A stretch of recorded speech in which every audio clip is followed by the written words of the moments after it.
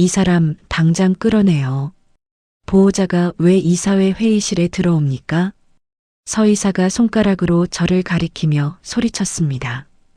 긴 유리창 밖으로는 해가 지고 있었고 회의실 천장에 매달린 조명이 제 얼굴을 정면으로 비추고 있었죠. 네모난 테이블에 둘러앉은 이사들, 교수들, 재단 변호사들. 그 사이에서 저는 몇십 년을 입던 시장 앞 앞치마 대신 20년 전에 한 번 맞춰놓고 옷장 깊숙이 넣어두었던 검은 정장을 입고 서 있었습니다. 저분이요? 보호자 아닙니다. 구석에 앉아있던 원로 이사 한 분이 벌떡 자리에서 일어났습니다. 흰 머리가 조명 아래에서 반짝였어요. 이분이 바로 우리 재단의 실질적 지배주주, 병원그룹 재단 이사장 오영자 여사님이십니다. 순간 회의실 공기가 얼어붙었습니다. 서이사의 입이 반쯤 열린 채 굳었고 증인석에 앉아있던 며느리 혜린이는 손에 들고 있던 서류를 바닥에 떨어뜨렸습니다. 저는 천천히 회의실 한가운데로 걸어나갔습니다. 시장 골목 시멘트 바닥이 아니라 비싼 카펫 위에서 나는 발소리가 너무 낯설었습니다. 마이크 앞에 서자 제 목소리가 회의실 스피커로 또박또박 울려 퍼졌습니다. 안녕하십니까? 저는 시장 떡볶이 아줌마 오영자입니다. 그리고 여러분이 그동안 얼굴 없는 후원자라고 불렀던 사람입니다. 그 순간 뒤쪽 문틈 사이로 서 있던 한 남자가 제 눈에 들어왔습니다. 제 아들 민준이었습니다. 붉게 충혈된 눈으로 저를 바라보던 그 아이 얼굴이 20년 전 밀가루 반죽 묻은 손으로 제 앞치마 자락을 붙잡던 초등학생 민준 얼굴과 겹쳐 보였습니다.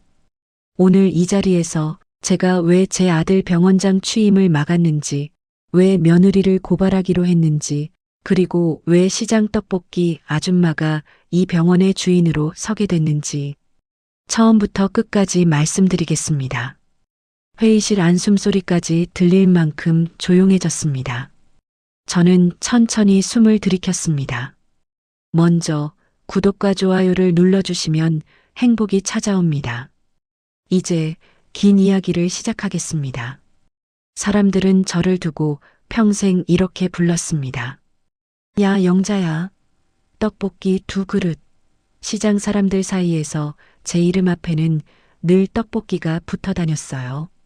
주민등록증에는 분명히 오영자라고 또박또박 적혀 있는데 제 인생의 직함은 한 번도 바뀐 적이 없었습니다. 근데 사실 저는 어릴 때 교복 입고 등굣길에 서 있는 제 모습을 수없이 상상했습니다.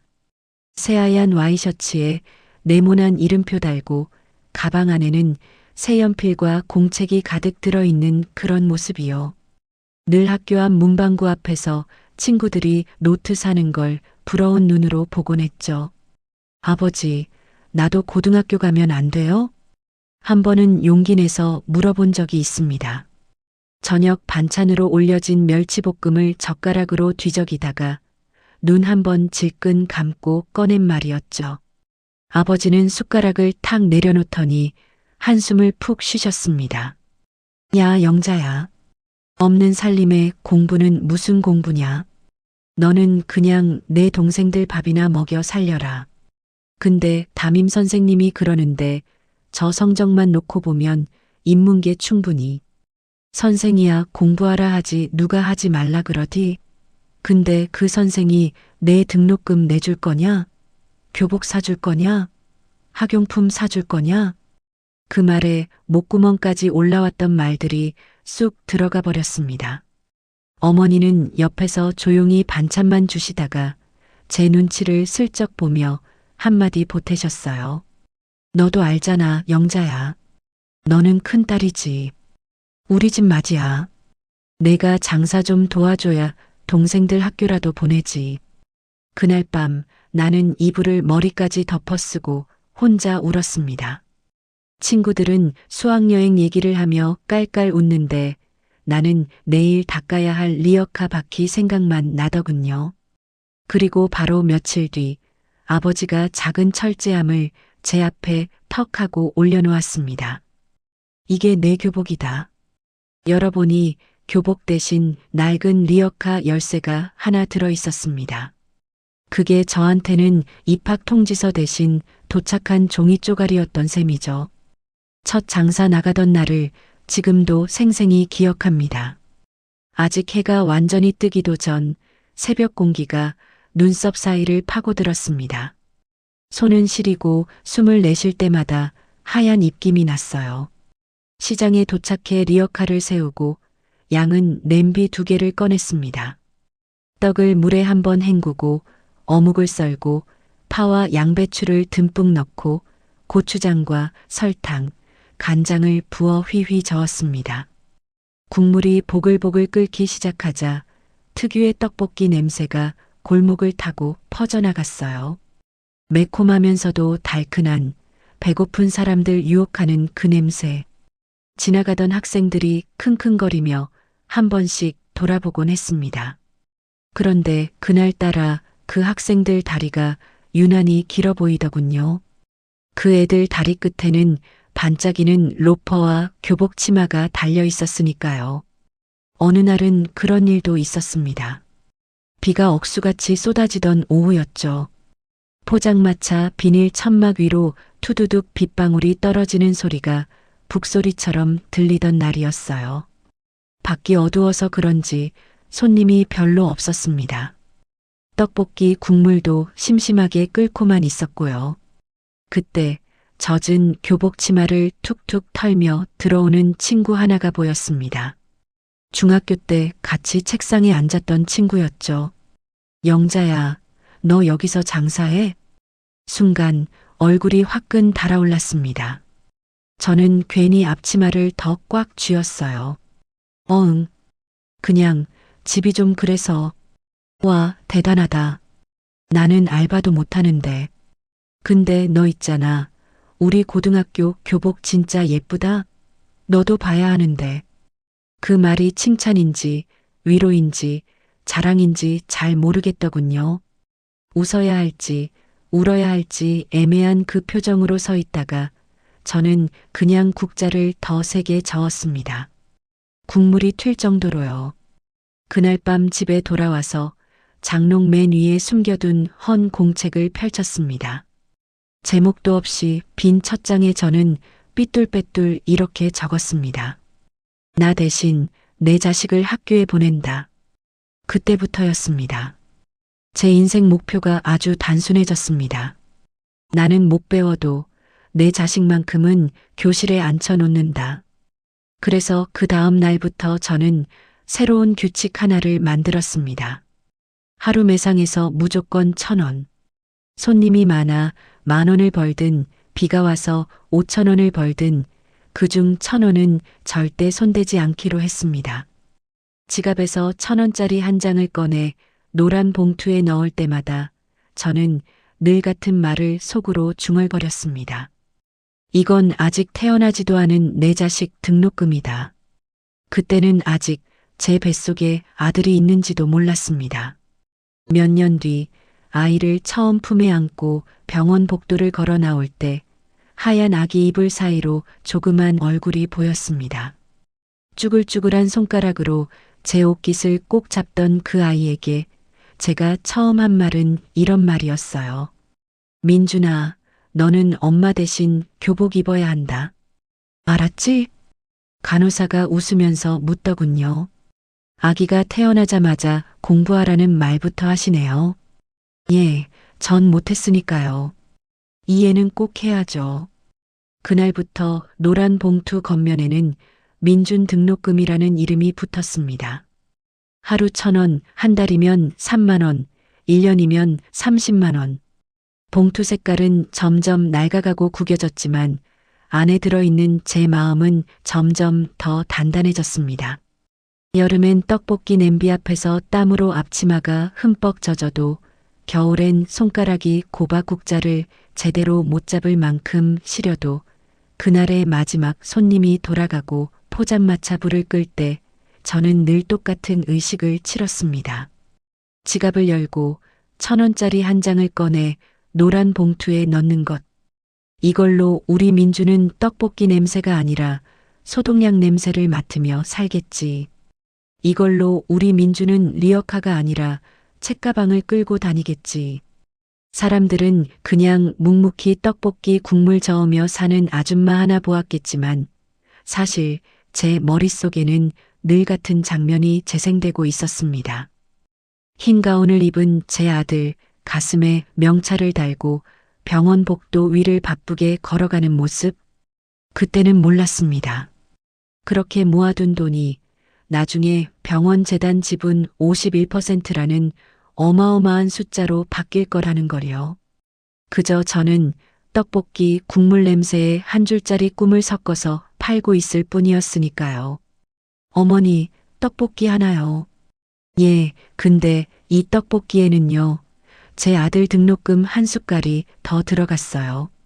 이렇게 농담처럼 흘려보낸 말이 사실 제 인생의 가장 진지한 약속이었는지 그땐 정말 몰랐습니다. 아들 민준이가 처음으로 글자를 읽어준 날을 저는 아직도 잊지 못합니다. 엄마, 여기 출입 금지라고 써 있어.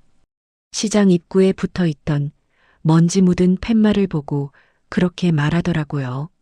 순간 등골이 서늘해졌습니다. 아, 이놈이 진짜 공부란 걸 시작했구나.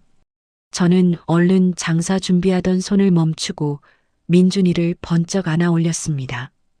야, 너 이제 글자도 읽냐? 그럼 엄마 리어카에 붙은 글자도 읽어봐라. 민준이가 눈을 동그랗게 뜨고 제 포장마차 간판을 읽었습니다. 영자 떡볶이. 근데 엄마, 왜 떡볶이집 말고 영자가 먼저야? 그야 엄마도 사람 이름이 있으니까. 언젠가 내 이름이 먼저 붙는 간판도 나와야지. 민준 외과 이런 거? 아이쿠, 입은 방정이라고 그래. 뭐 그런 거지. 그날 밤 집에 돌아와 노란 봉투에 1,000원을 넣으면서 저는 속으로 중얼거렸습니다.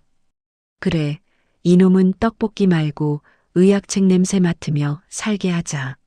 민준이는 공부를 참 잘했습니다. 엄마, 나 이번에 반에서 1등 했어. 그래. 그럼 오늘은 떡볶이 국물에 야채를 2배로 넣어줄까? 공부하는 머리는 채소가 키우는 거거든. 사실 사정이 넉넉지 않아 학원은커녕 참고서도 제대로 못 사줄 때가 많았습니다. 그래서 제가 나름대로 생각해낸 방법이 있었어요. 시장식 특급 과외. 민준아 봐라. 이 떡이 10개야. 응. 손님이 3명인데 똑같이 나눠준다. 한 사람당 몇 개씩 줄 수 있냐? 3개씩 주고 하나 남는데? 그렇지. 그 남는 하나는 누가 먹어야겠냐? 엄마. 그래, 그게 인생이야. 나눠 먹고 남는 건 엄마 몫이다. 수학도 이렇게 가르쳤습니다. 고추장 한 통 사러 갈 때는 단위 환산을 시켰고 어묵 봉지 뜯으면서는 개수 세기를 가르쳤고 국물 재료 양 조절하면서는 분수 개념을 설명했죠. 국물간을 볼 때면 저는 슬쩍 묻곤 했습니다. 자, 간을 너무 세게 하면 손님들 얼굴이 찌푸려져. 너무 싱거우면 또 찡그리지. 그래. 공부도 똑같다. 너무 놀기만 해도 찌푸려지고 너무 공부만 해도 찌푸려진다. 적당히 내가 지치지 않을 만큼만 해라. 그 말은 사실 제 자신에게 하는 말이기도 했습니다. 하루 종일 장사하고 돌아와 또 밤에 도시락 싸며 문제집 한 장이라도 더 사주고 싶어 손가락을 꼽아보는 제 마음을 다독이려고요. 중학교 입학날 민준이가 교복을 입고 제 앞에 섰습니다. 엄마, 이상해? 어색해? 야, 내 어깨에 교복이 붙어 있는 게 아직도 안 믿기네. 저는 일부러 별것 아니라는 듯 말했지만 사실은 속으로 울고 있었습니다. 영자야, 너는 교복도 못 입어보고 리어카 밀었는데. 그때 내 어린 날 그림자가 살짝 스쳐갔지만 저는 금세 그 그림자를 밀어냈습니다. 이 애만 입으면 됐다는 생각이 더 컸으니까요. 고등학교에 올라가서는 더 바빠졌습니다. 아침 일찍 도시락 2개를 쌌습니다. 하나는 민준이 도시락, 하나는 제 점심이었죠. 어느 날은 민준이가 이렇게 말하더군요. 엄마, 우리 반 친구들 도시락 보면 참 화려해. 그래. 어떤 애는 도시락 뚜껑 여는데 치킨이랑 스테이크가 들어있고 어떤 애는 엄마가 샌드위치에 과일까지 싸줬더라고. 그래서 내 도시락은 뭐 어때서? 나는 늘 김치에 계란말이, 멸치볶음. 아, 그 김치 엄마가 밤새 담근 김치고 계란말이는 내 시험 잘 보라고 내 이름 생각하면서 말은 계란말이야. 내 이름 생각하면서? 그래, 계란 한 줄 말 때마다 민준이, 민준이, 민준이 하면서 말았다. 아, 그래서 가끔 짜구나. 왜? 엄마가 나 생각하면서 소금도 같이 넣었나 봐. 하. 우리는 그런 농담을 나누면서 버텼습니다. 그러던 어느 날 민준이가 조심스럽게 입을 열었습니다. 엄마 나 의대 가볼까? 그 말을 듣는 순간 저는 국자를 놓칠 뻔했습니다. 의대? 의사 되는 그 의대? 응. 그냥 해볼까 싶어서. 우리 병원에 봉사활동 갔는데 가슴 열고 수술하는 거 보니까 나도 언젠가 저기 서보고 싶더라. 저는 한참 동안 대답을 못했습니다. 의사 그 말에 숫자가 먼저 떠올랐거든요. 등록금, 기숙사비, 참고서가, 실습복, 청진기. 머릿속에서 동전이 떨어지는 소리가 우수수 났습니다. 하지만 곧 제가 노란 봉투에 적어놨던 다짐이 떠올랐습니다. 나 대신 내 자식을 학교에 보낸다. 그래서 저는 일부러 아무렇지 않은 척 말했죠. 그래, 해봐라. 진짜? 엄마, 나 진짜 해도 돼? 야, 내가 외계인 된다고 해도 나는 내 편이다. 근데 의사는 외계인보다 나은 것 같으니 한번 해봐라. 등록금 비싸다던데. 그건 내가 걱정할 거 아니다. 내일은 공부고 내일은 돈 버는 거다. 각자 자기 일만 잘하면 된다. 그날 밤 저는 처음으로 노란 봉투 속에 들어있는 돈을 세어봤습니다. 봉투는 색도 바랬고 모서리는 다 달아 있었지만 안에 든 돈은 제 눈에 세상에서 제일 반짝거렸습니다. 그래, 여기서 조금만 더 모으면. 의대 입시 준비가 본격적으로 시작되자 장사 시간은 점점 더 길어졌습니다. 출근 전 아침밥 먹이는 걸로 끝나지 않고 늦게까지 공부하는 민준이 위해 밤참으로 라면을 끓여주고 간식으로 삶은 고구마도 자주 쪘습니다. 어느 날 새벽에 몰래 방문을 열고 들어가 보니 책상 위에 엎드려 있는 민준이 머리 위로 스탠드 불빛이 노랗게 떨어지고 있었습니다. 손에는 펜 자국이 그대로 찍혀 있고 책장에는 빽빽한 글씨가 줄을 이루고 있었죠. 저는 그 모습을 한참 동안 바라보다가 조용히 뒤돌아서 주방으로 갔습니다. 그래서 라면을 끓였습니다.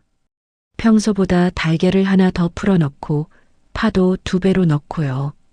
그리고 마음속으로 중얼거렸습니다. 그래, 얘야.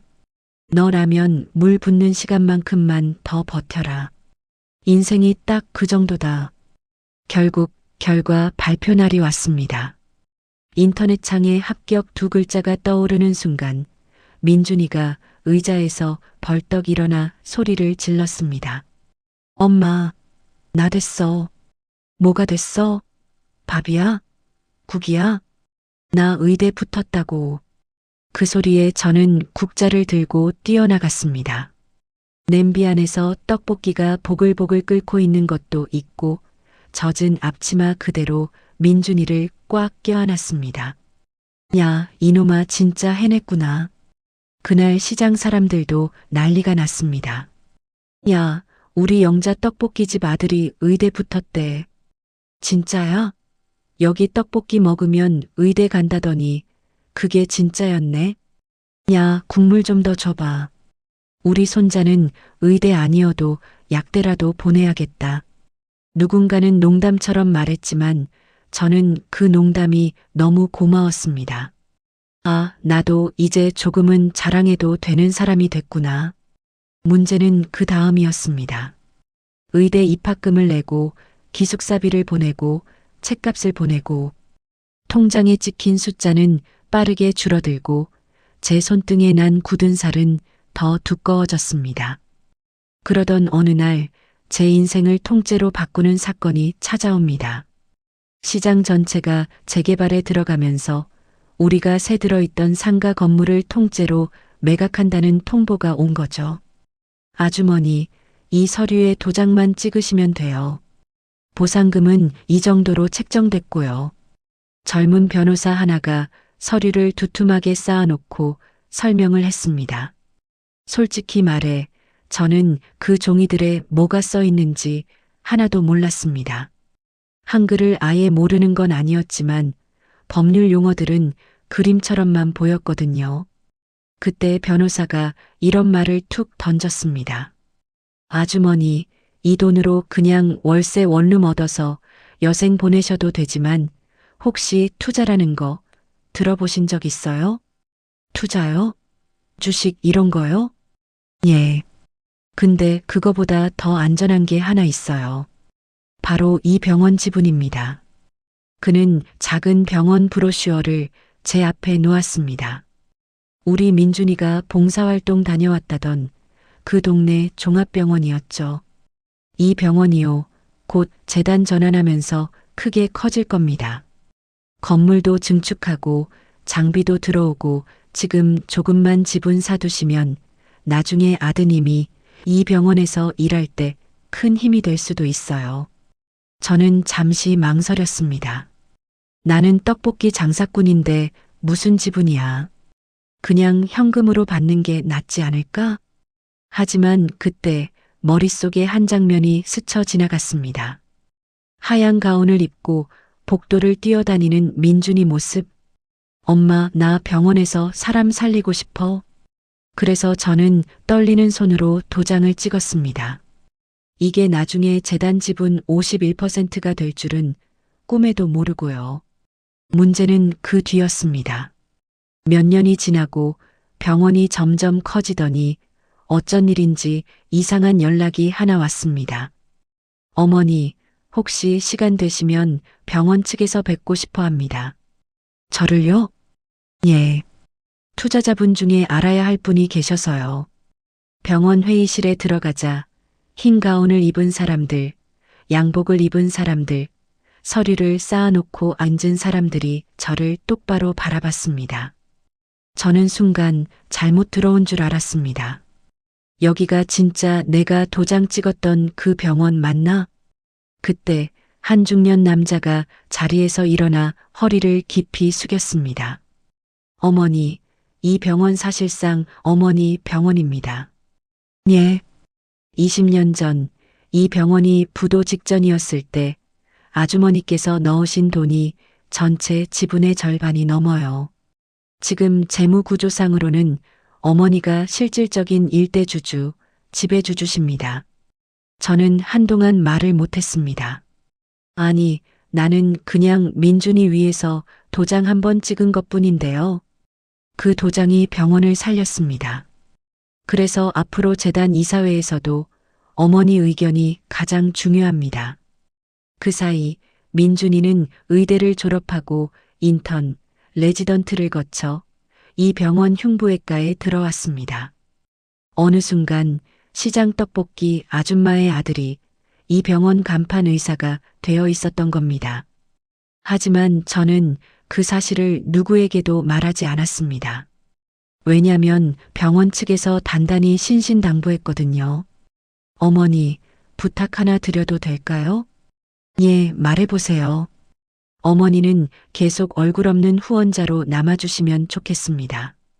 병원 운영에는 어머니 뜻을 최대한 반영하겠지만 겉으로는 지금처럼 원장, 이사진이 전면에 나서는 게 병원 안정에 좋습니다. 저는 잠시 생각하다가 고개를 끄덕였습니다. 그래요. 내 얼굴 안 나가도 돼요. 대신 환자들 수술비나 장학금 같은 거 거기에만 꼭 써주세요. 물론입니다. 약속드리죠. 그날 집에 돌아와 저는 노란 봉투를 다시 꺼내 들었습니다. 이제는 그 안에 돈이 들어있진 않았지만 저는 그 봉투를 버리지 못했습니다. 이 봉투가 떡볶이 국물 냄새 나던 시장에서 병원 회의실까지 나를 데려온 입장권 같았거든요. 그때까지만 해도 저는 몰랐습니다. 내가 이 병원의 진짜 주인이면서도 며느리한테 시장 떡볶이 냄새나게 하지 말라는 소리를 듣게 될 줄은. 그리고 더 몰랐던 건 내가 도장 찍어 살려낸 이 병원을 내 아들을 함정에 빠뜨리기 위한 도구로 쓰려는 사람들이 나타날 거라는 사실이었습니다. 떡볶이 국물에서 시작된 엄마의 꿈은 이제 병원 복도까지 닿았습니다. 하지만 바로 그 복도에서 저는 제 인생에서 가장 큰 모욕을 당하게 됩니다. 민준이가 임상 강사에서 교수로 올라가고 병원에서 존재감이 커질수록 저는 일부러 더 조심했습니다. 엄마, 오늘 병원에서 환자 가족이랑 인터뷰해야 해서 늦어. 그래. 근데 혹시 엄마가 병원 들를 일 생기면 그냥 모른 척 해도 된다. 왜 그래, 엄마? 너 체면 깎을까봐 그렇지. 저는 여전히 떡볶이 아줌마로 남는 게 가장 편했습니다. 병원 사람들은 제가 누군지 모르고 저는 그 사람들에게 떡볶이 냄새 나는 평범한 어머니로 보이고 그게 좋았습니다. 그런데 문제는 제 며느리 혜린이었습니다. 처음 인사 온 날 혜린이는 하얀 코트를 입고 등장했습니다. 머리 한번 넘길 때마다 가벼운 향수가 공기를 갈랐죠. 어머님, 민준 씨한테서 얘기 많이 들었어요. 입꼬리는 웃고 있었지만 눈동자는 위아래로 저를 훑쳤습니다. 떡볶이를 파셨다고? 짧고 얇은 음절 하나하나가 황산처럼 피부를 파고드는 느낌이었습니다. 예, 오래 했죠. 아, 그랬구나. 요즘은 그런 분도 아들을 의대로 보내시네요. 그 말투, 칭찬이 아니라 이런 집에서도? 라는 놀라움. 그때부터 이미 저는 혜린이의 세계에서 하층민 취급을 받고 있었다는 걸 느꼈습니다. 하지만 민준이가 사랑한다는 사람이었으니까 저는 뭐든 참기로 했습니다. 우리 세대 어머니들이 늘 그랬듯이요. 결혼 후 몇 달 동안은 잘 지내는 듯 했습니다. 하지만 혜린이는 제 말투에 하나하나 식견을 달았습니다. 어머님, 발음이 좀 사투리 심하시네요? 병원에서 누가 들으면. 어머님, 이런 옷 말고 좀 더 단정한 옷 입으시면 좋을 텐데요. 어머님, 지하철보다는 택시 타고 오세요. 냄새 배요. 저는 그저 웃었습니다. 아이고, 신경 안 써도 돼. 하지만 가슴은 콕콕 찔려왔습니다. 제가 제일 상처받은 순간은 이거였습니다. 민준이가 대학교 졸업식에서 제 손을 잡고 사진을 찍는데 혜린이가 뒤에서 조용히 말했죠. 어머님, 손 좀 민준이 어깨에 올리지 마세요. 왜? 사진이 좀 없어 보여요. 없어 보인다고요. 제 손이.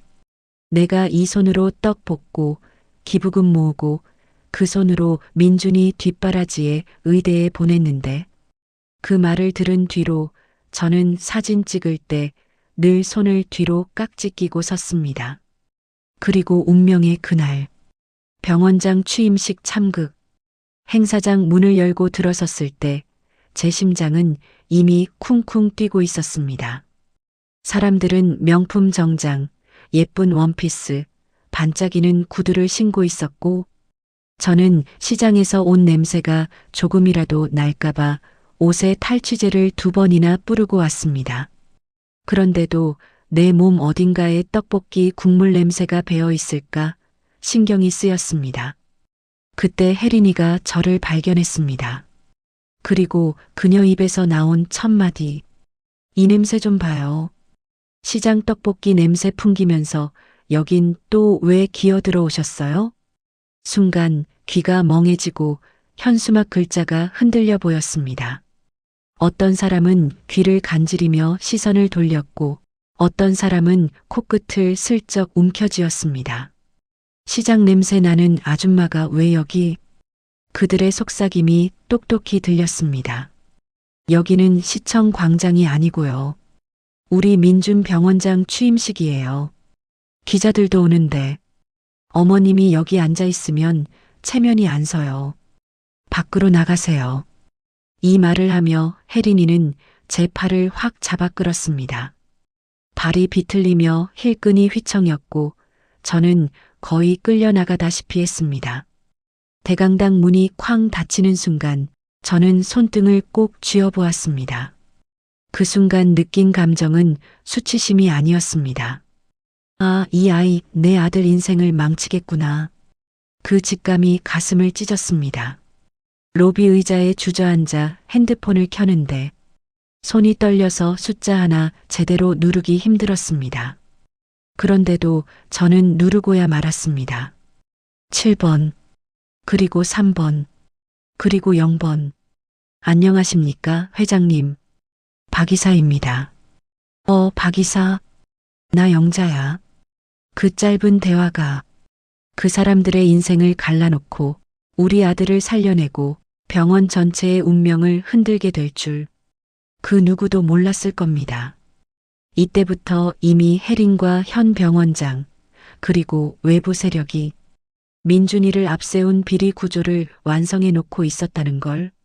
하지만 정작 이용당할 당사자인 민준이도 그리고 제 손을 잡고 끌고 나오던 혜린 본인도 알지 못했습니다. 오직 저만 알고 있었죠. 떡볶이 국물을 저으며 평생 배운 감각.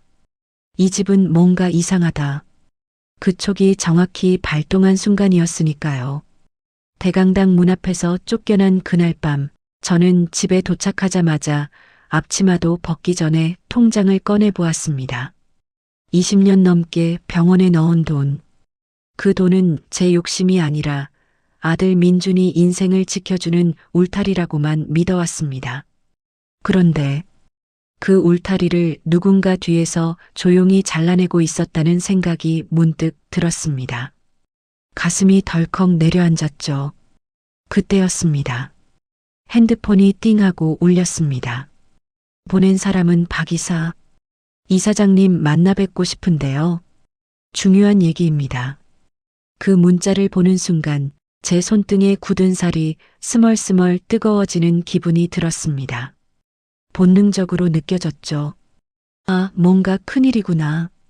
병원 근처 작은 회의실. 문을 열자 박 이사는 창백한 얼굴로 서류 봉투 하나를 꺼내 놓았습니다.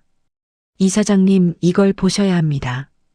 봉투 속에는 여러 장의 종이들이 담겨 있었습니다. 이메일 출력본, 자금 흐름 그래프, 리베이트 계약서 초안, 그리고 보지도 않은 계좌번호 목록들. 저는 손이 떨려 한 장 한 장을 넘기기조차 힘들었습니다. 그 중에서도 제 심장을 쿵 내려앉게 한 건 이 문장이었습니다. 김민준 병원장 취임 후 연구비 카드 권한은 전부 최혜린 박사가 맡는다. 뭐라고요? 카드 권한을? 내 아들은 명목상의 병원장이고 실권은 혜린이?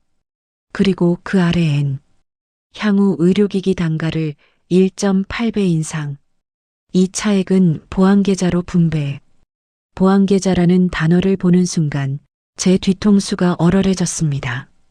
이게 무슨 소리예요, 박 이사?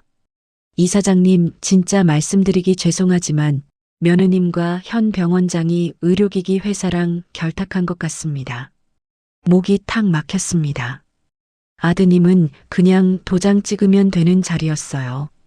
책임은 전부 당연히 병원장이 지게 되고요. 저는 서류를 손에 쥔 채 말을 잇지 못했습니다. 종이가 손에 닿는 감촉이 너무도 차갑고 잔인했습니다. 민준이를 떠올리는 순간 저는 의자에서 거의 주저앉다시피 했습니다. 그 아이가 어린 시절 떡볶이 국물 냄새 풍기는 저를 보면서도 엄마 냄새가 제일 좋아 라고 말하던 그 웃음이 떠올랐습니다. 그 순한 애가, 죄 없는 애가 누군가 손바닥 안에서 굴려지는 희생양이 된다니. 이사장님, 지금 막지 않으면 아드님은 반드시 조사 대상이 됩니다. 피해자가 아니라 공범으로요. 그 말이 머리를 내리쳤습니다. 저는 박 이사의 눈을 똑바로 보며 말했습니다. 그 자리 절대로 가면 안 되겠네. 예. 그래서 부탁드립니다. 당장 내일 병원장 선임 안건을 상정 못하게 막으셔야 합니다. 그 말을 들은 순간 저는 숨을 깊게 들이쉬고 고개를 끄덕였습니다. 그래요. 내가 그 자리 막을게요. 집으로 돌아오는 길 버스 창밖을 보며 저는 입술을 깨물었습니다. 내가 평생 떡볶이 팔아서 이 학교를 보내놨는데 내 손으로 그 아이의 승진길을 막아야 한다니. 이보다 잔인한 운명이 있을까요? 하지만 저는 선택했습니다. 아들의 명예를 지키는 것이 아들의 직함을 지키는 것보다 훨씬 더 중요하다. 그날 밤 저는 거의 뜬 눈으로 지새웠습니다.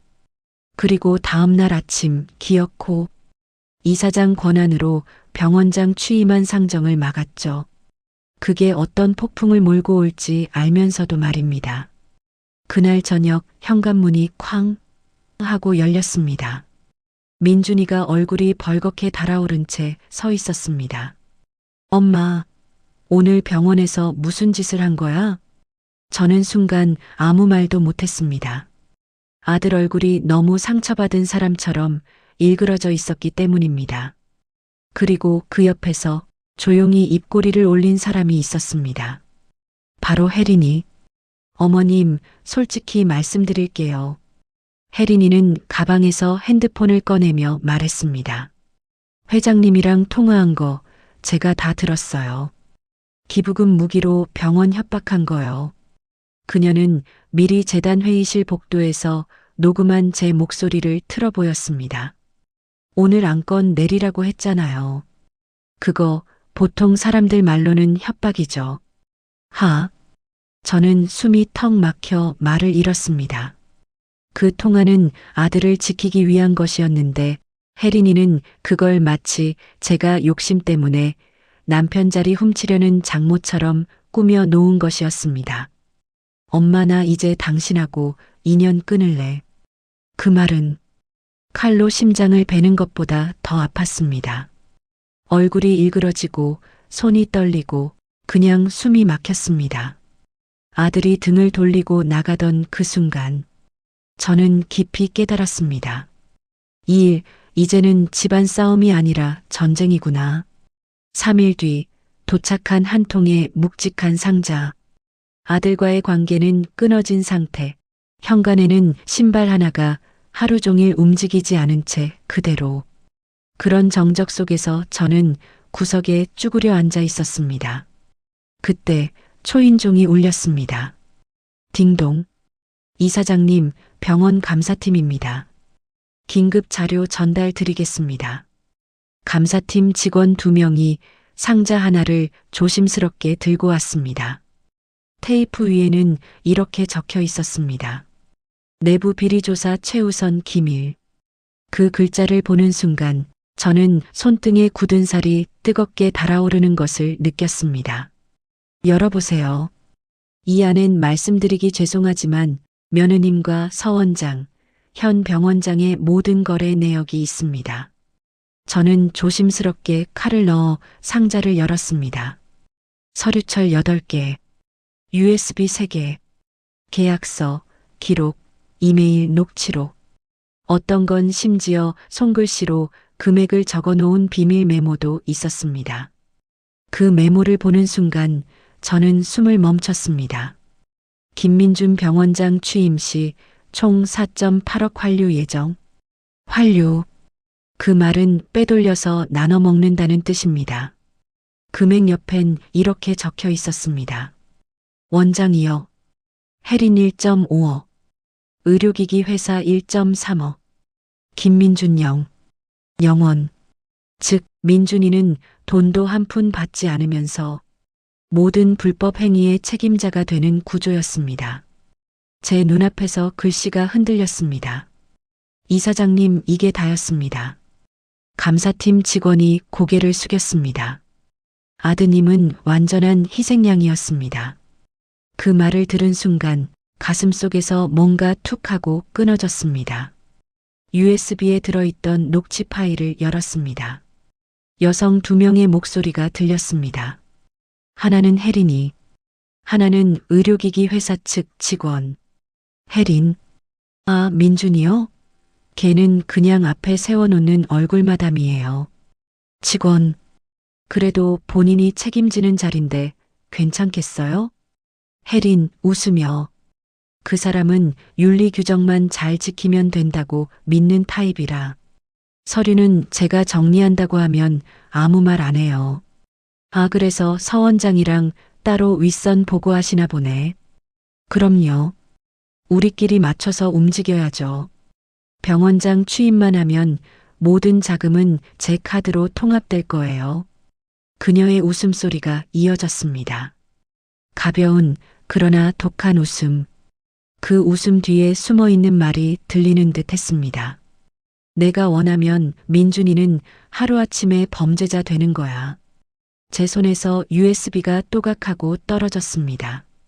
그날 밤 저는 한참을 울었고 또 한참을 생각했습니다. 저는 결심했습니다. 그리고 전화를 하나 걸었습니다. 이사님, 저 다음 긴급 이사회 직접 나가겠습니다. 수화기 너머의 원로 이사가 놀라서 묻습니다. 정말입니까? 이사장님은 그동안 한 번도 모습을 보이지 않으셨는데 지금은 안 나가면 내 아들 인생이 망합니다. 그리고 이 병원도. 숨소리 하나 들리지 않는 침묵이 흘렀습니다. 그러다 이사가 조용히 말했습니다. 알겠습니다. 모두 준비해 두겠습니다. 전화를 끊고 저는 옷장을 열었습니다. 20년 전 시장 재개발로 이사 오던 날 담아둔 검은 정장. 손목이 조금 낡았고 단추도 하나 느슨했지만 그날만큼은 유난히 단단해 보였습니다. 그래, 이제는 숨어 있을 때가 아니다. 긴급 이사회 개최 소식이 퍼지자 병원 내부 분위기는 폭풍 전야처럼 술렁였습니다. 서 원장은 재단 사무국에 전화를 걸어 자료 전부 비공개로 돌리라. 오늘 회의는 그냥 절차만 밟으면 되는 거야. 라며 고함을 질렀습니다. 혜리는 의료기기 회사에 전화를 걸며 문자 기록 전부 지우라고 했죠? 아니, 당장이요. 라고 소리쳤습니다. 그러나 이미 늦었습니다. 감사팀은 모든 자료를 확보했고 제 손에도 복사본이 있었습니다. 저는 서류철을 마주한 채 밤새기 직전까지 고민했습니다. 이 모든 걸 아들에게 말해야 할까? 아들이 나를 믿을까? 혹은 혜린의 말만 듣고 또 등을 돌릴까? 수십 번 흔들렸습니다. 그러다 공책 하나가 눈에 들어왔습니다. 낡아 빠진 노란 표지, 민준 등록금. 그걸 펼치자 20년 전 제 글씨가 나타났습니다. 민준이 언젠가 사람 살리는 사람이 되었으면 오늘 벌이는 적어도 1,000원은 등록금으로 아들만큼은 공부하게 하자. 그 글씨를 보고 저는 눈물을 삼켰습니다. 그래, 내가 이 아이를 어떤 마음으로 키웠는데 그 마음 그대로 편지를 썼습니다. 민준아, 내가 나를 믿지 않아도 괜찮다.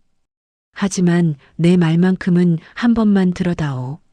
서류 사진 몇 장을 첨부해 민준에게 보냈습니다. 보내기 버튼을 누르고 난 뒤 손등을 닦으며 작은 기도를 했습니다. 부디 이 아이가 진실을 볼 수 있게 해주세요. 긴급 이사회 당일 병원은 평소와 다름없는 듯 보였지만 내부 공기는 얼어붙어 있었습니다. 복도에 서 있던 직원들이 서로 귓속말을 주고받았습니다.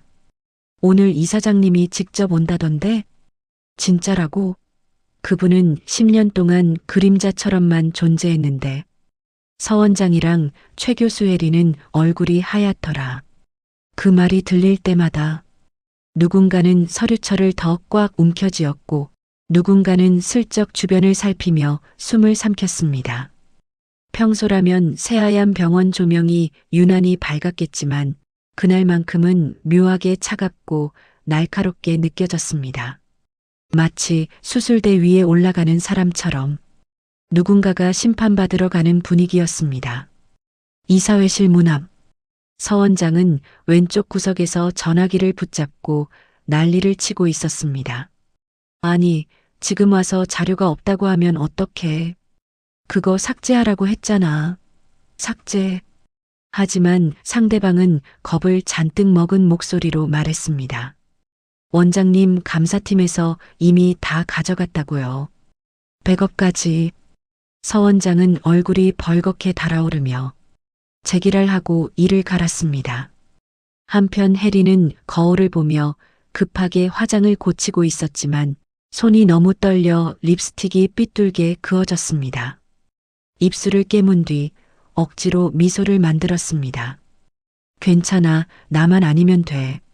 모든 건 원장이랑 민준이가 책임지면 되는 거야. 그러나 그 조급한 독백은 이미 무너진 성벽 위에 붙이는 테이프에 불과했습니다. 모든 이사들이 착석한 뒤 서 원장은 억지 미소를 짓고 말했습니다. 자, 그럼 오늘은 김민준 박사의 병원장 취임을 의결하고. 그때였습니다. 회의실 문이 철컥하고 열렸습니다. 그리고 제가 천천히 안으로 걸어 들어갔습니다. 순간 회의실 전체에 숨소리 하나 들리지 않았습니다. 저는 20년 전 떡볶이 냄새밴 앞치마를 벗고 검은 정장 차림으로 조용히 입장했습니다. 그 모습을 본 이사들이 작은 목소리로 속삭였습니다. 진짜 이사장님 맞아? 10수년 만에 모습을 드러낸다고? 오늘 뭔가 큰일이 나겠군. 서 원장의 얼굴이 하얗게 식었습니다. 혜리는 눈을 크게 뜨며 입술을 꽉 깨물었습니다. 저는 자리에 앉지도 않은 채 말했습니다. 오늘 안건 진행할 수 없습니다. 서 원장이 급히 말을 끊었습니다. 이사장님, 절차상 이미 시작된 안건은 제가 이사장입니다. 저는 담담하지만 단호하게 말했습니다. 절차도 안건도 오늘의 목적도 모두 제가 결정합니다. 이사회실이 한순간에 뒤집혔습니다. 모든 시선이 제 말 한마디에 달려 움직였습니다. 그 순간 저는 단순히 아들의 어머니가 아니라 병원을 세운 주인이었습니다. 저는 서류철을 들고 스크린 앞으로 걸어가며 말했습니다. 이 병원 그리고 내 아들 민준 둘 다 누군가의 도구가 되어서는 안 됩니다. 그리고 리모컨을 눌렀습니다. 첫 화면에 이렇게 적힌 글자가 크게 뜨더군요. 김민준 병원장 취임 시 총 4.8억 환류 예정. 이사회실 공기가 얼어붙었습니다. 서 원장은 벌떡 일어나며 소리쳤습니다. 저건 조작입니다. 이사장님이 무슨 근거로. 딱 그 순간 감사팀 직원이 문을 열고 들어왔습니다. 실례합니다. 지금 스크린에 뜬 자료는 저희 감사팀이 원장실 컴퓨터에서 직접 확인한 원본입니다. 회의실 공기는 더 이상 움직이지 않았습니다. 누구도 숨을 쉬지 못하는 듯 했습니다. 저는 다음 파일을 눌렀습니다. USB에 담겨 있던 녹취록이 회의실에 울려 퍼졌습니다. 혜린, 민준이는 얼굴마담이에요. 모든 카드는 제가 쓸 거예요. 서류는 제가 알아서 처리하면 그 사람은 그냥 사인만 해요. 이사회실 곳곳에서 헉 말도 안 돼 하는 목소리가 터져 나왔습니다. 서 원장은 얼굴을 감싸며 웅얼거렸습니다. 이게 어떻게 여기에. 혜리는 다리를 떨며 앉아 있다가 결국 고개를 숙여버렸습니다. 모든 자료가 공개된 뒤 저는 조용히 말했습니다. 저는 제 아들을 위해 이 자리에 온 것이 아닙니다. 모두가 숨을 삼켰습니다. 이 병원을 위해 왔습니다. 환자를 위한 병원, 의료진을 위한 병원, 그리고 누구의 돈줄도 아니어야 할 병원. 제 목소리가 흔들리지 않게 천천히 단단하게 이어졌습니다. 저는 오늘부로 서 원장의 모든 직무를 즉시 정지시키고 최 교수의 모든 권한을 박탈합니다. 그 말이 떨어진 순간 회의실 곳곳에서 조용히 박수가 터졌습니다. 어떤 의사는 눈까지 붉어졌습니다. 바로 그때였습니다. 회의실 문이 또 한 번 철컥하고 열렸습니다. 모두가 고개를 돌렸고 그곳에 민준이 서 있었습니다. 숨을 헐떡이며 손에는 제가 보낸 편지와 자료가 들려 있었습니다. 그는 저를 똑바로 바라보며 말했습니다. 엄마, 미안해요. 모든 걸 이제 다 알았어요. 그 말이 떨어지는 순간 이사회실의 공기는 완전히 뒤바뀌었습니다. 문이 철컥 닫히자 민주는 한동안 말을 잇지 못했습니다. 하얀 가운 위로 땀이 맺혀 있고 눈가는 빨갛게 충혈되어 있었습니다. 그 표정을 보는 순간 저는 아무것도 묻지 않고 그저 가만히 아들을 바라보았습니다. 그리고 마침내 아들이 떨리는 목소리로 입을 열었습니다. 엄마, 이제야 이해가 돼요. 회의실 전체가 조용해졌습니다. 한 사람 모두 민준의 말에 귀를 기울였습니다. 엄마가 안건을 막았을 때 전 정말 엄마가 제 발목을 잡는 줄 알았어요. 그의 눈에서 눈물이 떨어졌습니다. 그런데 엄마가 보내준 자료를 보는데 심장이 산산조각 나는 것 같았어요. 갑자기 민준이 제 앞에 탁 하고 무릎을 꿇었습니다. 회의실 전체가 일순 충격에 잠겼습니다. 엄마, 제가 바보였어요.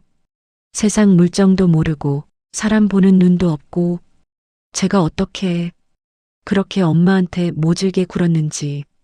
그는 두 손으로 얼굴을 가리고 울었습니다.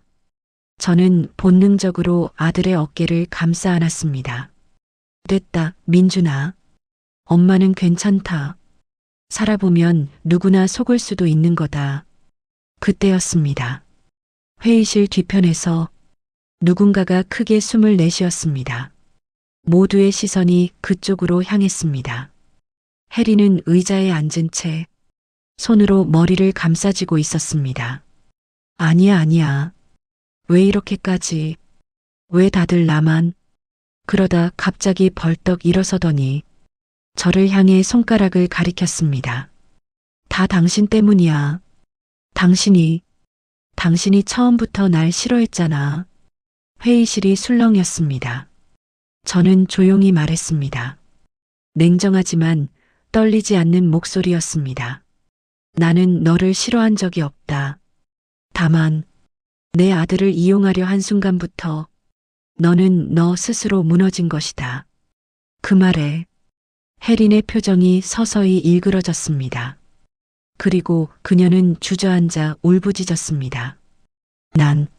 난 그냥 잘 살고 싶었을 뿐인데 왜 이렇게 된 거야? 그러나 아무도 그녀에게 다가가지 않았습니다.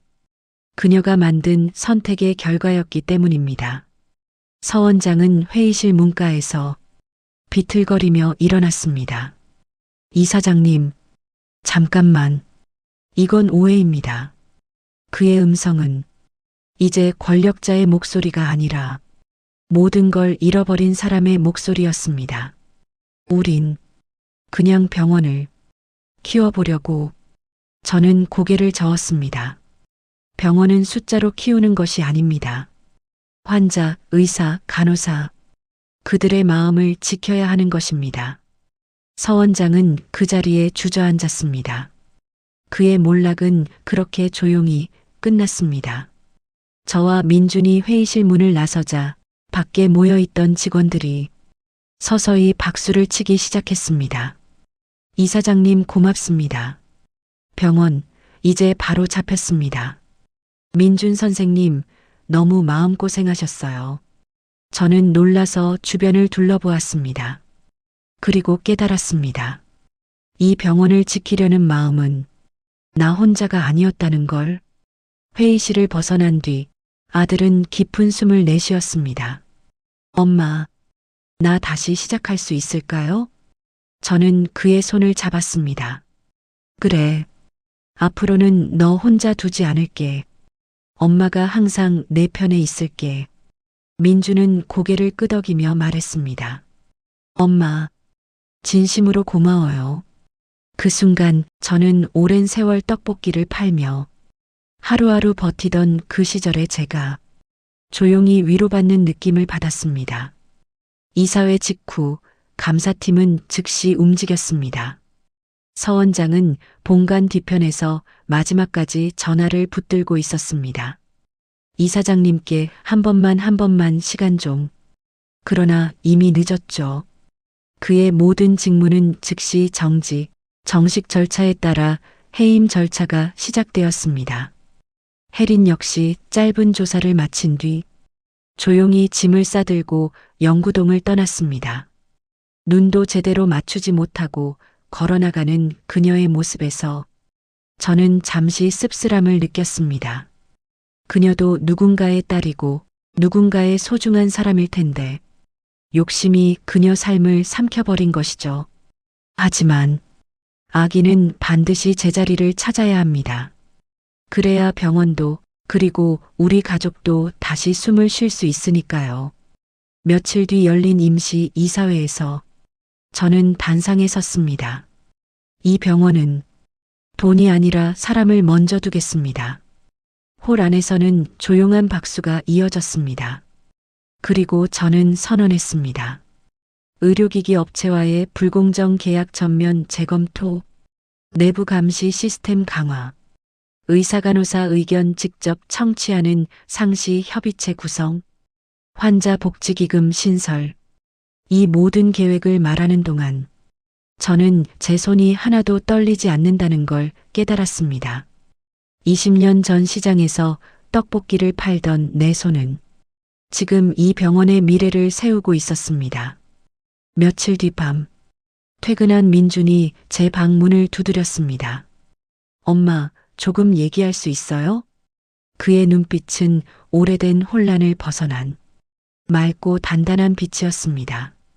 엄마나 병원장 자리 좀 더 공부하고 경험 쌓은 다음에 할래요. 저는 눈이 살짝 흔들렸습니다. 그래. 많은 사람이 원하는 자리인데 후회는 없겠니? 민주는 웃었습니다. 전 이제 알아요. 제가 명함 하나 때문에 흔들릴 사람이 아니라는 걸. 엄마가 지켜준 게 바로 그 마음이었잖아요. 저는 말없이 그의 손을 꼭 잡았습니다. 몇 주 뒤 우리는 오랜만에 소박한 저녁 식탁을 마주했습니다. 김치찌개 냄새가 잔잔하게 퍼지고 따뜻한 밥 김이 식탁 위로 흘러올랐습니다. 민준이 숟가락을 내려놓고 말했습니다. 엄마, 제가 요즘 생각했어요. 엄마는 제 인생 전체에서 유일하게 순수하게 저를 생각해 준 사람이었구나.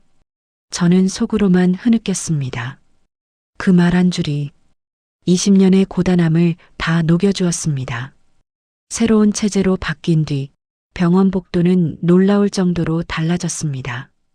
간호사들이 서로 미소를 나누고 의사들은 의견을 자유롭게 올리고 환자 가족들은 이 병원 달라졌어요 라고 말하고 그 변화는 눈에 보이는 건물 리모델링보다 훨씬 값지고 눈부셨습니다. 저는 느꼈습니다. 사람이 바뀌면 병원이 바뀐다. 어느 날 민준과 함께 병원 옥상에 섰습니다. 노을이 병원 지붕과 유리창을 붉게 물들이고 바람이 살짝 불어왔습니다. 민준아, 저는 조용히 말문을 열었습니다. 너 지금처럼만 살면 된다. 직함이 뭐든 연봉이 얼마든 사람을 먼저 보는 사람이 되라. 민주는 제 손을 잡고 말했습니다. 엄마, 이제 우리 둘이서 진짜 병원을 만들어 가요. 저는 웃었습니다. 오랜 세월 버텨온 제 마음이 드디어 따뜻하게 풀어지는 순간이었습니다.